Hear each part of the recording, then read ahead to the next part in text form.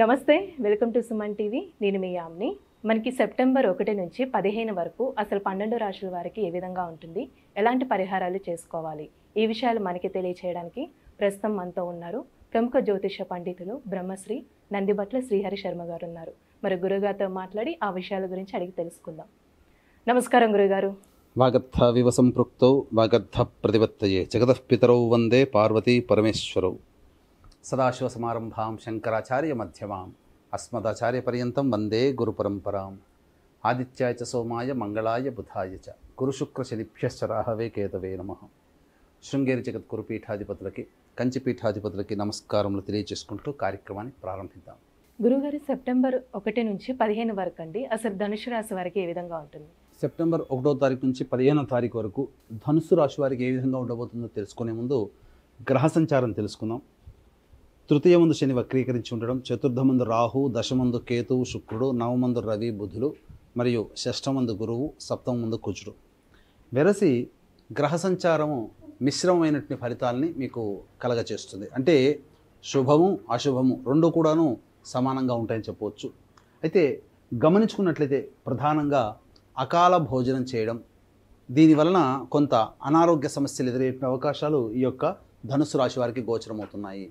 అయితే రాశిని కుజగ్రహము వీక్షణ చేయడం, ఈ కారణం చేత ప్రధానంగా మీలో ఏదో ఒక సాధించాలనే పట్టుదల కానీ, లేకపోతే ఒక ఆత్మవిశ్వాసం అధికమైనటువంటి ఆత్మవిశ్వాసం అధికంగా ఉండడం, ఈ కారణం చేత ఏంటంటే ఎదుటి వాళ్ళని చులకనగా చూడడం, అంది వచ్చినటువంటి అవకాశాలు తేలిగ్గా తీసుకోవడం, ఇది ఓవర్ కాన్ఫిడెన్స్గా చెప్పవచ్చు.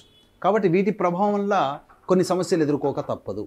కాబట్టి అందరినీ కూడాను సమదృష్టితో చూసే అవకాశం ఉంటే మంచి స్థితిగతులు పొందుతారని చెప్పవచ్చు. ఉద్యోగార్థులకి కాస్త గడ్డు కాలమనే చెప్పాలి. కాబట్టి ఒళ్ళు దగ్గర పెట్టుకొని చక్కగా మీరు ఉద్యోగంలో కనుక ఉన్నట్లయితే, అనగా ఒళ్ళు దగ్గర పెట్టుకోమని అంటే దీని అర్థము వచ్చేటువంటి ప్రమాదాలని ముందుగా పసిగట్టాలి. భవిష్యత్తులో జరిగేటువంటి దాన్ని ముందుగానే మీరు ఊహ చేసుకొని దానికి అనుగుణంగా మీ యొక్క ప్లాన్లు కానీ మీ యొక్క వర్క్ను కానీ కనుక మీరు మార్చుకున్నట్లయితే తప్పకుండా సమస్యల నుంచి మీరు బయటపడతారని చెప్పవచ్చు. అయితే సౌఖ్యం అధికంగా ఉంటుంది. మీకు ప్రధానంగా గ్రహ సంచారం ఎలా ఉన్నప్పటికీ కూడా అనుకున్న పనులు జరగడానికి దైవానుగ్రహం తప్పనిసరి.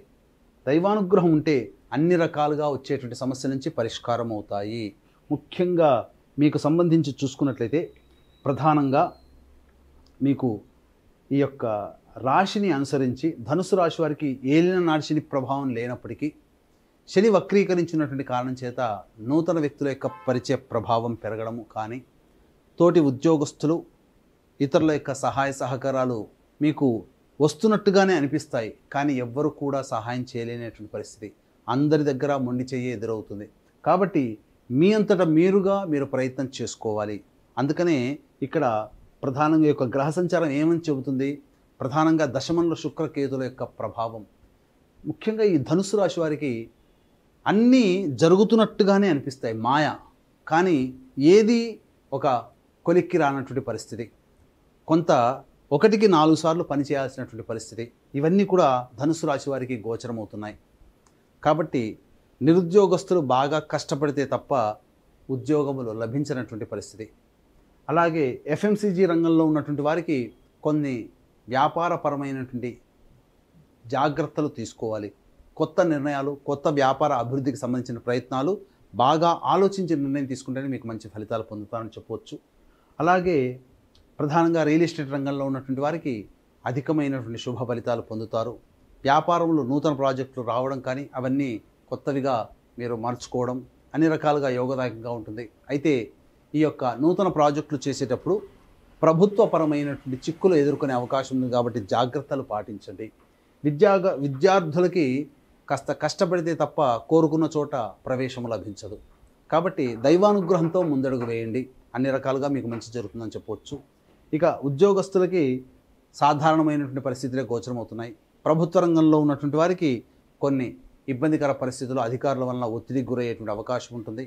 బదిలీలకు సంబంధించే ప్రయత్నాలు నిరాశజనకంగా ఉంటాయని చెప్పవచ్చు. ఏది ఏమైనప్పటికీ కూడాను ప్రధానంగా మీరు ఇతరుల మీద ఆధారపడే దానికంటే మీ అంతట మీరుగా స్వయం కృషితో ముందడుగు వేసినట్లయితే తప్పకుండా విజయాన్ని పొందుతారని చెప్పవచ్చు. ఏ వ్యక్తికైనప్పటికీ కూడాను ప్రధానంగా 75% సమస్యలు ధనం వల్ల, అదే ధనం వల్ల 75% సమస్యలు తీరుతాయి. కాబట్టి ఏ ఏ రోజుల్లో మీకు అధిక ధనాదాయం ఉంటుంది, ఏ రోజుల్లో ఖర్చులు అధికంగా ఉంటాయనే విషయాన్ని క్లుప్తంగా తెలియజేసుకుందాం. 1వ తారీఖు రోజున గమనించుకున్నట్లయితే ప్రధానంగా ఖర్చులు అధికంగా ఉంటాయి. కాబట్టి ఇంతకుముందే మీరు ప్లాన్ చేసుకున్నట్టుగా ఉన్నట్లయితే వాటిని వాయిదా వేసుకోవడమో లేకపోతే ఖర్చుల శాతాన్ని తగ్గించుకోవడం కనుక చేసినట్లయితే మంచి ఫలితాలు పొందుతామని చెప్పొచ్చు. ఇక 2, 3, 4 తారీఖులో కనుక గమనించుకున్నట్లయితే ముఖ్యంగా సంతానంతో విభేదాలు పెరిగే అవకాశాలు ఉంటాయి, లేదా సంతానం వల్ల ఖర్చులు కానీ సమస్యలు కానీ పెరుగుతాయని చెప్పవచ్చు. కాబట్టి జాగ్రత్తలు పాటించండి. ఖర్చులు కూడా అధికంగానే ఉన్నాయని చెప్పవచ్చు.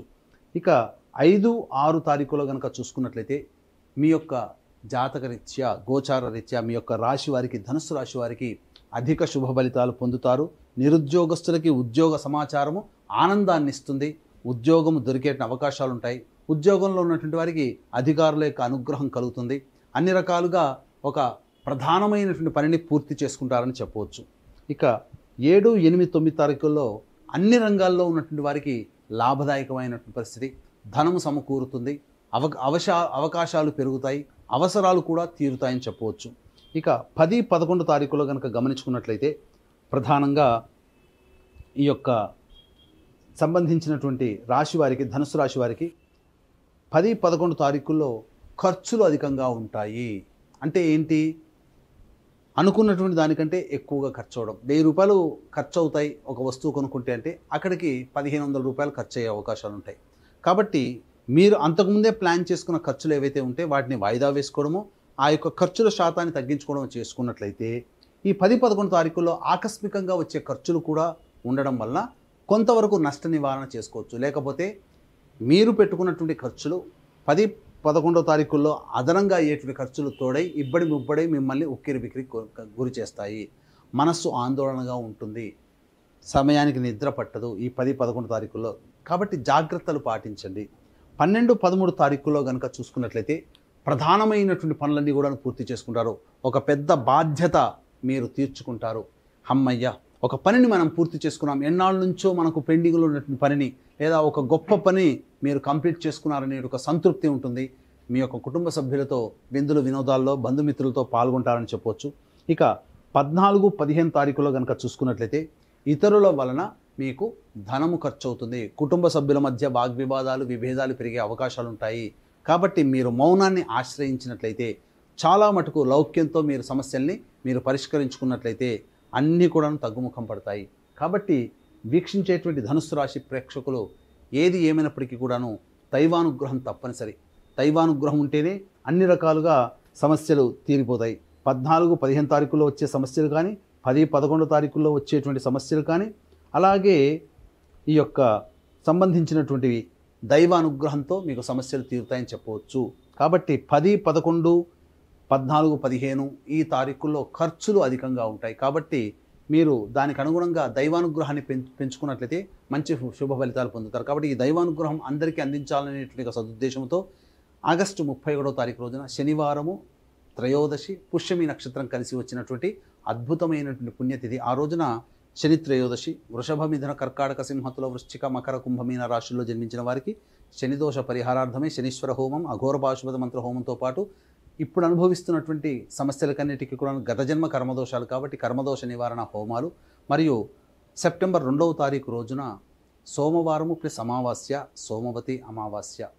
ఈ సోమవతి అమావాస్య సందర్భంగా అమ్మవారి యొక్క అనుగ్రహం సంపూర్ణంగా ఉంటుంది. కాబట్టి ప్రత్యంగిర, బగళాముఖి మరియు రాజశ్యామల, వారాహి హోమాది కార్యక్రమాలు మీ యొక్క సంకల్పం నెరవేరడం కోసం చేయించడం జరుగుతుంది. వీటికి పర్ హెడ్ 1500 రూపాయలు అవుతాయి.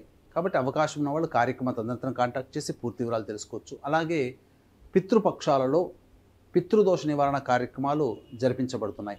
పిండ ప్రదానం వేరు, పితృదోష నివారణ వేరు. కావున సెప్టెంబర్ 25వ తారీఖు మరియు 30 తారీఖుల్లో పితృదోష నివారణ కార్యక్రమాలు జరుగుతాయి. అంటే పితృదోషం ఎవరికి ఉంటుందంటే తండ్రి వైపు 7 తరాలు, తల్లి వైపు 4 తరాల్లో ఏవైనా దుర్మరణాలు, అంటే road accident, fire accident, suicide attempt, నదిలో బావిలో పడి చనిపోవడం, ఇంట్లోంచి వెళ్ళిపోవడం, లివర్ ఫెయిలే, కిడ్నీ ఫెయిలే, క్యాన్సర్తో చనిపోవడం, 60 ఏళ్ల లోపల ఏ విధంగా చనిపోయినా, పెళ్లి కాకుండా చనిపోయినా, పిండ ప్రదానాలు చేయలేకపోయినా, ఇవన్నీ పితృశాపాలు అంటారు. కాబట్టి ఈ యొక్క సెప్టెంబర్ 25, 30 తారీఖులో పితృదోష నివారణ కార్యక్రమాలు జరిపించడం జరుగుతుంది. రాలేని వాళ్ళ కోసం బ్రాహ్మణుని కర్తగా పెట్టి చేయించడం జరుగుతుంది. అవకాశం ఉన్నవాళ్ళు కార్యక్రమం తదనంతరం కాంటాక్ట్ చేసి పూర్తి వివరాలు తెలుసుకోవచ్చు. గురువుగారు, ధనుసు రాశి వారికి అండి ఇంకా మెరుగైన ఫలితం రావాలంటే అసలు ఎలాంటి పరిహారం చేయాలంటారు? ధనుస్సు రాశి వారు గురువారం రోజున దత్తాత్రేయ చరిత్ర పారాయణం ప్రారంభించి బుధవారానికి ఒక పారాయణం సమాప్తం చేయండి. అలాగే ప్రతిరోజు దత్తస్తవము సాయంకాల సమయంలో శివాలయంలో అర్చన ఒక వారం రోజుల పాటు చేయించుకున్నట్లయితే తప్పకుండా మీకున్నటువంటి సమస్యలు పరిష్కారం అవుతాయి. ఇవి మీ యొక్క రాశిని అనుసరించి చెప్పబడే ఫలితాలు. మీ యొక్క జన్మకుండలి రీత్యా మీకు సమస్యలు ఇంకా అధికంగా ఉన్నాయంటే జన్మకుండలి రీత్యా దగ్గరలోని మంచి ఉపాసనాపరులైనటువంటి జ్యోతిష పండితులను సంప్రదించినట్లయితే, వారిచ్చే సలహాలు సూచనలు కనుక పాటించినట్లయితే భవిష్యత్తులో వచ్చేటువంటి సమస్య నుంచి కూడా మీరు బయటపడతారని చెప్పవచ్చు. గురువుగారు, ఇప్పుడు సెప్టెంబర్ 1 నుంచి 15 వరకు అసలు ధనుసు రాశి వారికి ఏ విధంగా ఉంటుంది, ఎలాంటి పరిహారం చేసుకోవాలి, ఈ విషయాలు మాకు తెలియజేసినందుకు ధన్యవాదాలండి. సర్వం శ్రీ ఉమామహేశ్వర పరబ్రహ్మార్పణమస్తు.